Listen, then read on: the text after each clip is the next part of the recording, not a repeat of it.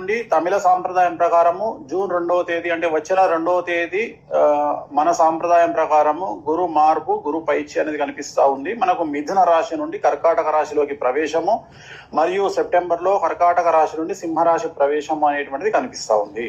So దీనికి సంబంధించి గురువు అక్షరంలోకి వెళ్తా ఉన్నాడు. గత వీడియోలో నేను చెప్పినట్టుగా పెను సంచలనాలు నమోదయ్యేటువంటి అవకాశాలు కనిపిస్తున్నాయి అని చెప్పడం జరిగింది. దాని ప్రకారమే గత 5 రాష్ట్రాల ఎన్నికలను కనుక గమనించినట్లయితే బెంగాల్ మరియు తమిళనాడు కాంట్రవర్సీస్ మనం చూస్తా ఉన్నాము. సో విజయ్ జాతక రీత్యా అలాగే విజయ్ త్రిష కాంబినేషన్ కనుక తీసుకున్నట్లయితే వాళ్ళ కాంబినేషన్ ఏకనాడి కాంబినేషన్ అయింది కాబట్టి ఒకవేళ త్రిష లేకుండా ఉంటే విజయ్ యొక్క రిజల్ట్ వేరే రకంగా ఉండేది.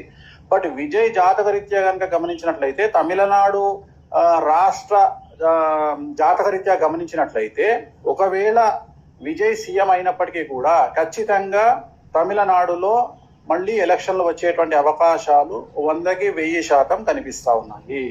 అంటే రాజకీయ ప్రభుత్వ అస్థిరత అనేటువంటిది తమిళనాడు రాష్ట్రంలో ఖచ్చితంగా కనిపిస్తా ఉంది గురువు మార్పు వల్ల. ఎందుకంటే గురువు మారినటువంటి రాశిని బట్టి తీసుకుంటే, రాష్ట్రం యొక్క రాశిని బట్టి తీసుకుంటే పెను సంచలనాలు ఆ గురువుకు సంబంధించినటువంటి రాష్ట్రాలలో ఏర్పడేటువంటి అవకాశాలు కనిపిస్తా ఉన్నాయి. దాని కారణం చేత తమిళనాడు రాష్ట్రంలో ఖచ్చితంగా మళ్ళీ తిరిగి ఎలక్షన్లు వచ్చేటువంటి అవకాశం కనిపిస్తా ఉంది.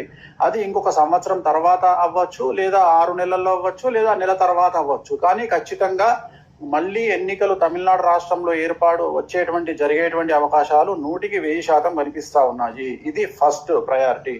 రెండవది పశ్చిమ బెంగాల్ రాష్ట్రానికి సంబంధించి ఒకవేళ బీజేపీ ప్రభుత్వం ఏర్పాటు చేసినా కూడా మళ్ళీ ఖచ్చితంగా రాష్ట్రపతి పాలన విధించేటువంటి అవకాశాలు కనిపిస్తా ఉన్నాయి.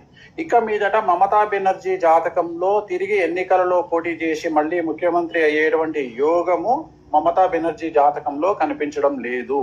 కానీ బెంగాల్ జాతకంలో, పశ్చిమ బెంగాల్ జాతకంలో, రాష్ట్ర జాతకంలో ఖచ్చితంగా మళ్ళీ ఈ ఎన్నికల్లో గెలిచినటువంటి పార్టీ అంటే బీజేపీ పార్టీ ప్రభుత్వాన్ని ఏర్పాటు చేసినా కూడా ఖచ్చితంగా రాబోయే సంవత్సరంన్నరలో ఖచ్చితంగా రాష్ట్రపతి పాలన విధించేటువంటి అవకాశాలు కనిపిస్తా ఉన్నాయి.